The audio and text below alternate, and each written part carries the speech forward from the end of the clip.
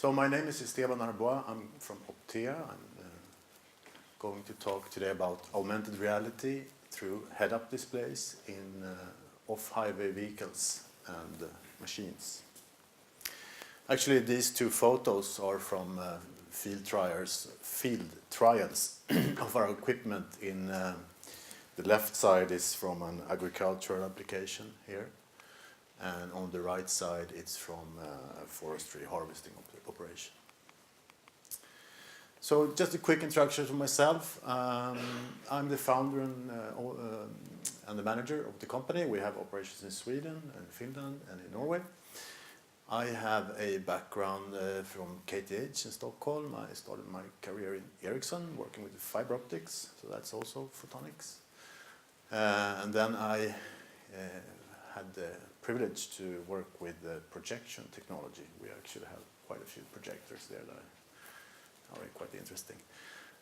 So, and then 2005, roughly, I started Optea with ambition to develop different kind of visualization products. So quite a few patents throughout the years, and I'm actually born in Finland. I'm a Finnish citizen, but I live in Sweden, and I'm married to a Norwegian. So it's quite a mix. And to add another dimension, my last name is Catalan. It comes from the Latin, and it actually relates also to trees. Yeah. So, augmented reality. Well, you might think it's a new thing, but it is not. A technology that superimposes, the computer piece of it, of course, is rather new. A computer-generated image on a user's view of the real world, thus providing a composite view. So I just threw up a couple of really old examples of augmented reality. One from a German fighter, I guess, in the 30s, and on the right-hand side, a very early head-mounted display that already in the 60s we were experimenting with those. So we have been working with augmented reality in forestry many, many years, and it's challenging, but it's very interesting. And the piece we bring into this is mostly the HUD technology, the head-up display, the apparatus to create the image, basically. But to make this really take off in forestry, we believe that there are other pieces of the puzzle that need to come together.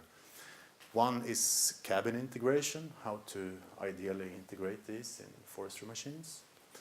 And also AR content, but fortunately it has happened a lot the last couple of years on that field. And obviously the market, the financials. So in my presentation today, I will speak mostly about our main piece of the puzzle, but I will touch on a couple of the other ones too. So from the day we started the company, the focus has been develop niche displays, HUDs, for off-highway vehicles. And here are just a couple of pictures showing those. A little bit about the terminology. AR, augmented reality. Many times it gets mixed with VR, and the real difference, in my opinion, is that AR is see-through. You actually need the real world image in the background, so to say. And in comparison, VR is a full immersion that you have only a digital image. And when it comes to the AR, sorry, there is two main categories. There is the head-up display systems. It's typically on a fighter jet on the left-hand side. And there are the head-mounted displays. There is one example here on the right, on this side here. But the basic principle of AR is that you need to reflect a digital image on a transparent surface. That transparent surface is normally called a combiner in HUD terms, at least. So here on this head-mounted display, you can see the combiner very clearly reflecting that image from the top. And when it comes to AR, then just going a little bit deeper, of course, for HUDs, you have HUDs that are sold today for a couple of $100 maximum, but there are also HUDs that cost maybe hundreds of thousands of dollars. And for HMDs, it's a similar situation. You have HMDs that are very advanced and more simple ones. In general terms, in our opinion, there is more challenges with HMDs to make them really good. They by their nature, they become personalized. So I wear glasses. If you give me another pair of glasses, I might like them or not. That should be the case also with HMDs. And also the user experience per today is not really where we would like it to be in many cases. The head-up displays, they also have an advantage that they don't require an eye tracking because you design them in such a way that, for example, the cabin that moves, you always know where the image is going to be displayed. So that's something you need with a head-mounted display. They also suit for machine integration, and when designed properly, they have very nice ergonomical features. So also throughout the years, we've been hearing that the goal is fully autonomous vehicles, and that's of course true, but different types of operations are easier or more complex to fully automate. I have the example here that at least in Sweden, many people take driving license in a few weeks' time on these intensive courses. But as far as we know, for agricultural licenses or studies, they are quite long and complex. I mean, it's not the same situation. And also, we all know that the machines are complex. There's a lot of problems on the field. The operator also needs to many times have skills in maintaining machine on the field. So the fully autonomous vision is a bit ahead of us. So the need here is to present AR in operational focus. We have a system that we have tried. It's between TRL 6 and TRL 8. You could say it's not a sellable product, but it's getting there. And we are foreseeing a lot of benefits by using this technology. I have some basic design principles of HUD, but my time is running out, so I will not focus on them. A little bit of how we design the system. It's important to understand that our focus is perceived roughly 6-7 meters out of the cabin.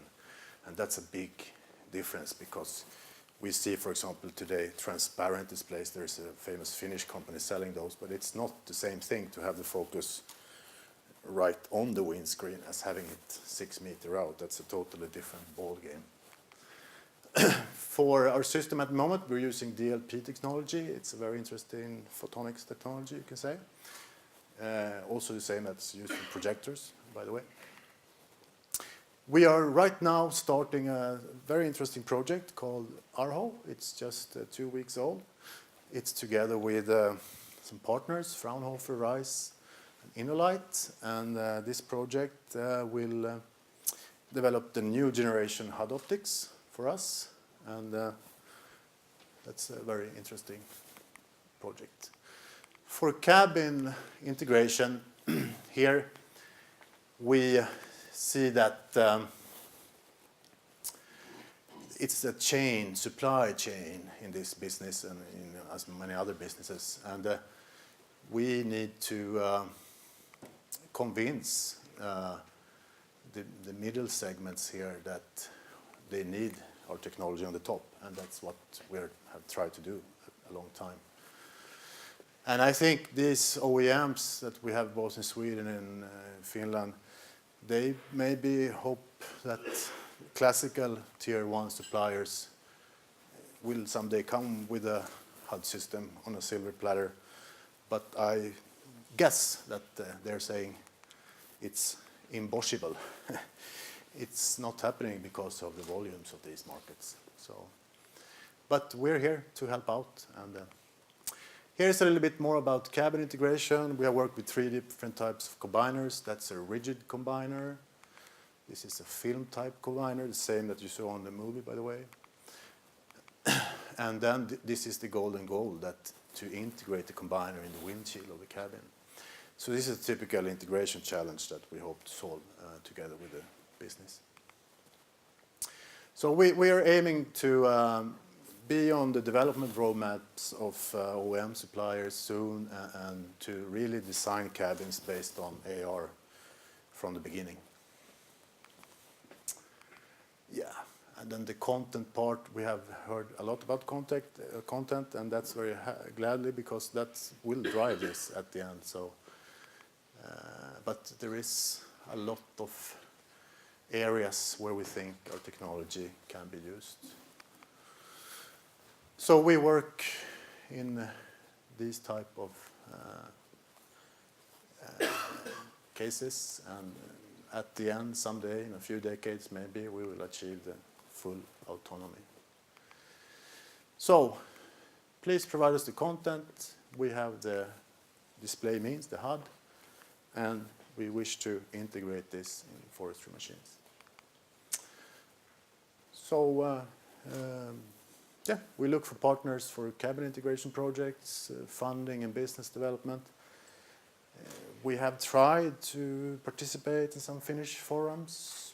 Not so easy, because they prefer Finnish companies. I don't know. Being a Finn myself, I find it a little interesting. I hope that gets broadened someday. And then for business development, the big players, a letter of intent from you guys would mean a lot for us further down for seeking funding, investments and such. Maybe that's something to think about. Thank you.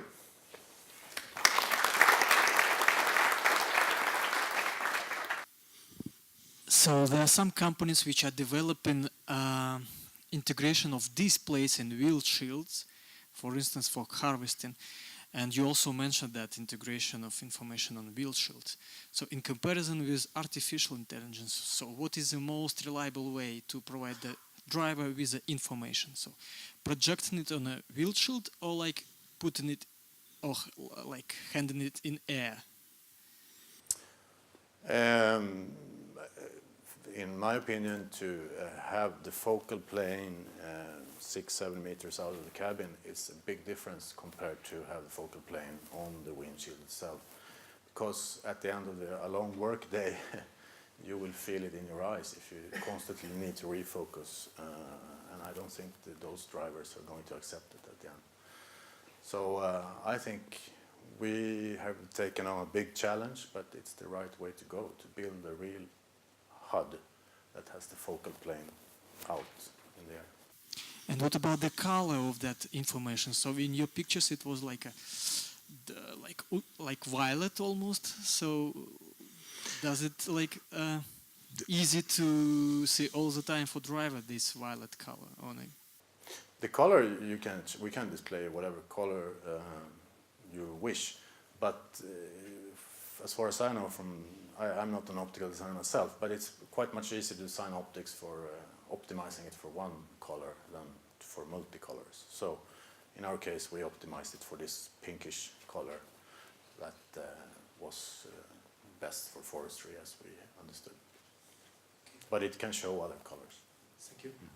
I know in photonics side that everything is already done, but maybe there is something to develop. So can you point out that is there something, what kind of technology you are looking for or need, or what's give the better results? Well, I definitely think that the last couple of years there's an explosion in content that companies and the industry wants to. At the end, we'll have to visualize for an operator. So that is being developed for us, so to say. But from our perspective, of course, we want to develop a new type of optics, make it lighter, smaller. The field of view of the head-up display, if you want to increase, we have state-of-the-art optics. We have the biggest field of view available, roughly 12 degrees. But we want, of course, to have a bigger field of view, and that requires a new generation of optics that we're going to develop in this, our whole project.